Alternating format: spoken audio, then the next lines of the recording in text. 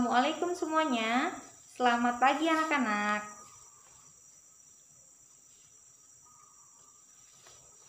Berjumpa lagi ya dengan Ibu Fatma. Kali ini Ibu ingin menyampaikan layanan tentang bimbingan konseling. Nah, sebelum Ibu menyampaikan materi tersebut, Ibu ingin mengingatkan kepada kalian, kita harus selalu menjaga protokol kesehatan. Nah, di antaranya yaitu jangan lupa memakai masker, ya. Setelah itu mencuci tangan dan menjaga jarak. Nah, untuk ke materi layanan, kali ini Ibu ingin menyampaikan materi tentang kecerdasan emosi dan pengendalian diri melawan rasa bosan saat belajar di rumah. Tujuannya, Ibu akan menyampaikan dulu tujuan dari pembelajaran ini, yaitu peserta didik atau siswa dapat memotivasi dirinya untuk semangat belajar. Yang kedua yaitu peserta didik dapat memahami tentang pengendalian diri. Dan yang terakhir yaitu peserta didik dapat memahami manfaat dari pengendalian diri dan motivasi diri sendiri. Ya, kecerdasan emosi di sini berkaitan tentang melawan rasa bosan belajar dari rumah. Jadi, Ibu ingin mengajak kalian memahami materi-materi layanan berkaitan tentang tips-tips melawan rasa bosan dari rumah. Silahkan simak materi yang akan Ibu sampaikan ya. Semoga bermanfaat untuk kalian semuanya. Materi layanan bimbingan konseling untuk hari ini yaitu berkaitan tentang melawan rasa bosan saat belajar dari rumah. Saat ini banyak siswa-siswa ya atau kalian yang mengalami kejenuhan, bosan belajar dari rumah. Karena apa? Karena biasanya yang kalian lakukan adalah belajar secara bersama-sama di sekolah bersama teman-teman. Selain itu, kalian juga mendapatkan informasi secara langsung dari Bapak Ibu gurunya. Namun, belajar dari rumah ini harus dilakukan ya, karena kondisi pandemi COVID-19 saat ini, mau tidak mau kita juga harus tetap semangat. Nah, bagaimana caranya supaya kita tetap semangat belajar di rumah? Di antaranya yang harus kita lakukan yaitu yang pertama, kalian harus menyiapkan kondisi fisik ya. Kondisi fisik di sini adalah kondisi fisik yang sehat. Karena di dalam fisik yang sehat atau keadaan kita sehat, mental kita juga menjadi bagus. Jadi di dalam kondisi fisik yang sehat terdapat mental yang kuat. Di antaranya apa sih yang harus kita lakukan? Kalian harus rutin olahraga, makan teratur, cukup istirahat, dan tidak bergadang. Ingat ya, walau kita sehat, namun jika kondisi psikis kurang baik, itu dapat membuat semangat belajar menurun. Selain itu, kalian siapkan kondisi kejiwaan dengan senang, nyaman, dan bahagia.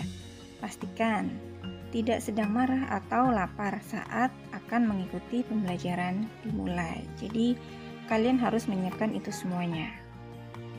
Selain itu, yang kedua, kalian harus mampu mencari tempat yang sunyi dan nyaman. Di antaranya yaitu sebisa mungkin menjauh dari tempat tidur. Karena seandainya kita belajar di tempat tidur, otomatis rasa malas juga akan muncul dan kita seketika akan mengantuk kembali. Yang keduanya yaitu mencari ruangan yang memiliki intensitas cahaya masuk yang baik. Di antaranya kalian belajar itu ruangan harus sudah terbuka, misalkan yang di dekat jendela. Kalian harus mampu untuk mendapatkan di sini cahaya agar suasana di dalam pembelajaran kalian itu juga lebih sejuk seperti itu. Selain itu bisa juga dengan membuat base camp. Base camp. Base camp adalah tempat belajar senyaman mungkin. Rapikan di antaranya ya. Rapikan ruangan, kemudian bisa diisi dengan pernak-pernik yang lucu ya, seperti lampu belajar, foto-foto, tanaman hias, atau bahkan bisa juga cemilan kalian sediakan di situ. Yang selanjutnya, next. Oke.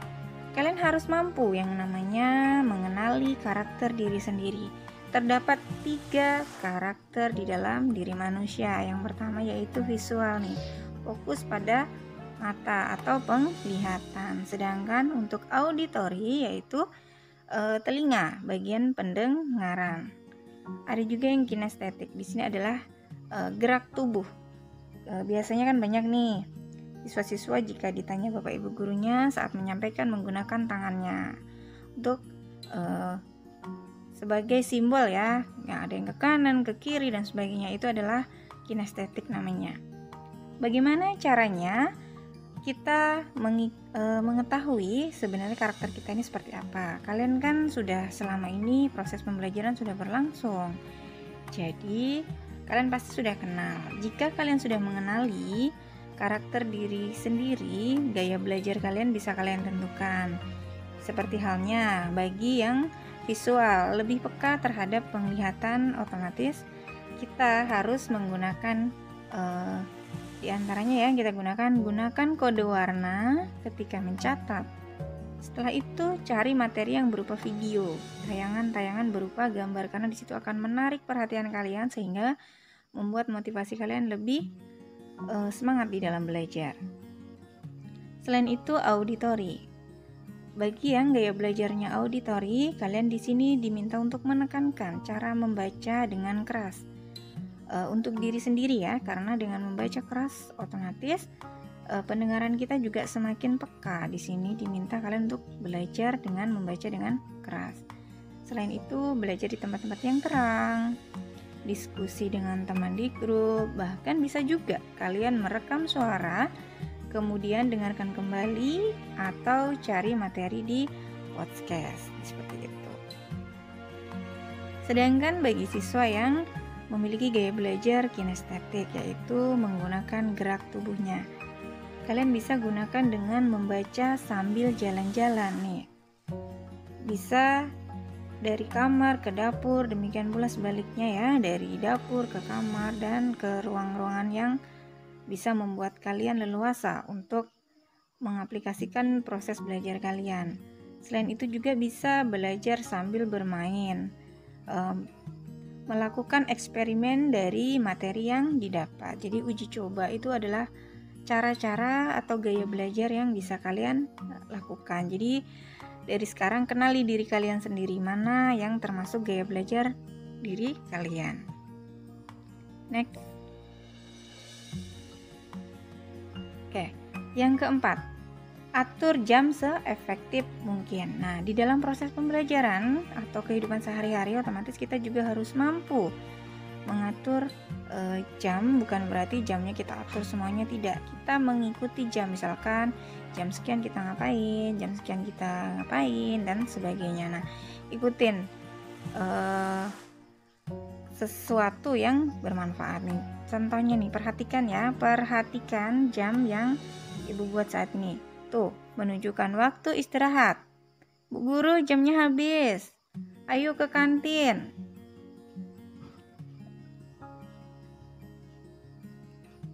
Nah, terus nih ada lagi ya, waktunya pulang. Nah, ini adalah ingatan kalian nih di saat proses pembelajaran di sekolah ya. Jadi saat ini apa yang harus kalian lakukan sama halnya dengan kalian saat di sekolah.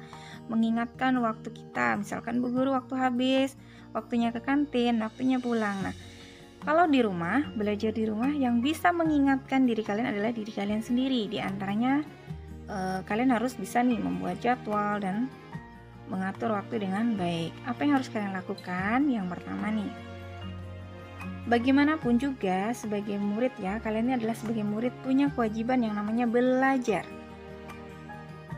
yang harus dipenuhi. Karena belajar saat ini ya, kalian berada di rumah bukan berarti libur, tetap harus belajar. Nah, maka dari itu bisa kalian lakukan, yaitu buatlah jadwal belajar layaknya sekolah seperti hari biasa. Jadi ada jadwalnya, dari bangun jam 5 subuh. Nah, selesai itu siapkan segala keperluan, dan belajar kita adalah startnya jam 7:30. Nah, kalian harus sudah siap dan memiliki jadwal pelajaran.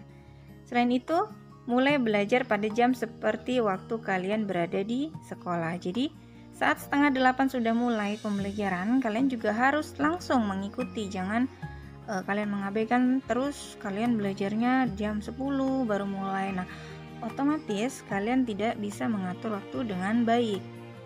Begitu juga dengan pelajaran yang harus kalian pelajari, sesuaikan dengan mata pelajaran yang berlaku. Jadi hari ini bahasa Indonesia, besok matematika dan sebagainya itu harus dipersiapkan supaya pembelajaran atau tugas-tugasnya tidak menumpuk. Nah, nih, jika kalian merasa tugas terlalu banyak dan badan atau pikiran mulai lelah, kalian bisa yang namanya melakukan bisa ambil waktu jeda sekitar 5-10 menit untuk istirahat. Tapi jangan kelamaan, nanti malah ketiduran atau pikiran jadi fokus ke hal lain seperti malah main game, buka medsos dan lain-lain. Karena biasanya kalau sudah kita lakukan semua itu, biasanya lalu lupa waktu. Betul tidak? Banyak hal ini terjadi kepada siswa-siswa. Seandainya sudah melakukan istirahat, dia akan lalai tugas sebelumnya. Nah, yang kelima, kalian harus mampu yang namanya memberikan sebuah reward atau penghargaan. Penghargaan terhadap siapa? Diri sendiri seusai belajar. Di sini rewardnya tidak usah yang terlalu besar, kecil juga tidak masalah, yang penting bermakna besar. Nah, tujuan reward di sini untuk apa sih? Yang pertama nih, fungsinya ya, untuk meningkatkan motivasi belajar. Jadi belajar kalian tuh supaya termotivasi, kalian juga harus mendapatkan namanya reward atau penghargaan. Contohnya, reward yang sederhana atau penghargaan yang simple tetapi membahagiakan, menyenangkan hati. Di antaranya, selesai mengerjakan tugas dengan tepat, waktu kalian bisa gunakan untuk menonton film saat ini yang lagi booming ya, yaitu drakor atau drama Korea seperti itu. Selain itu, waktu game lebih lama. Nah, jika kalian sudah menyelesaikan semua tugas-tugas, otomatis kalian bisa bermain game lebih lama ya, seperti itu. Dan minta orang tua masak makanan kesukaan kamu. Jadi penghargaan itu tidak selalu harus bernilai besar, tetapi maknanya. Jika kalian sudah menyelesaikan semua tugas, minta contohnya sama orang tua. Mah, aku hari ini mau makanan ini ya, tapi aku mau belajar dulu. Nanti bisa buatkan kan mah, misalkan seperti itu. Jadi membahagiakan diri sendiri, tidak selalu dengan penghargaan yang besar, tetapi penghargaan kecil yang bermakna seperti itu. Oke, selama kalian sudah melakukan trik-trik tersebut, kalian harus tahu ya bahwa diri kalian itu memiliki motivasi di dalam hidup. Jadi otomatis kalian akan lebih semangat di belajar. Nih, coba perhatikan. Ibu punya slogan nih. Selama kalian memiliki niat yang kuat, segala upaya akan membuahkan hasil. Kata bijak mengatakan, hasil tidak akan mengkhianati proses. Jadi di sini kalian bisa melakukan proses-proses apa sih yang harus kalian lakukan untuk menuju kesuksesan. Otomatis hasilnya pun juga akan baik. Nah, selain itu, seorang biasa akan menjadi luar biasa. Perhatikan ya, orang biasa akan menjadi luar biasa ketika ia memiliki kemauan untuk selalu belajar dan belajar demi meraih kesuksesan. Jadi, orang biasa pun akan menjadi luar biasa ketika ia selalu memiliki kemauannya untuk selalu belajar. Jadi, motivasi diri kalian bahwa saya bisa, saya pasti bisa, dan saya mampu. Di situ, itu adalah motivasi diri kita sendiri ya, supaya kita semangat. Selain itu, orang pintar dapat pula menjadi gagal. Orang pintar dapat pula menjadi gagal ketika ia tak mampu lagi menjaga kedisiplinannya. Misalkan banyak anak yang pintar atau kalian itu pintar, tapi kalian akan menjadi gagal ketika kepintaran kalian itu tidak digunakan dengan baik. Saat ini kalian mulai malas-malesan belajar. Otomatis kegagalan akan kalian dapatkan. Nah, jadi apa yang harus kita lakukan? Kalian harus lebih semangat ya belajarnya. Harus yakin, pasti bisa. Oke? Semangat. Kalian pasti bisa. Disitulah makna diri kita tentang motivasi diri ya. Jika kita memiliki motivasi, otomatis semuanya juga akan berjalan dengan baik. Jadi sampai di sini Ibu akhiri materi layanan bimbingan konseling. Ibu harapkan kalian tetap semangat belajar di rumah ya, walaupun kita tidak belajar bersama-sama, dan tetap patuhi protokol kesehatan. Ibu ucapkan Assalamualaikum warahmatullahi wabarakatuh.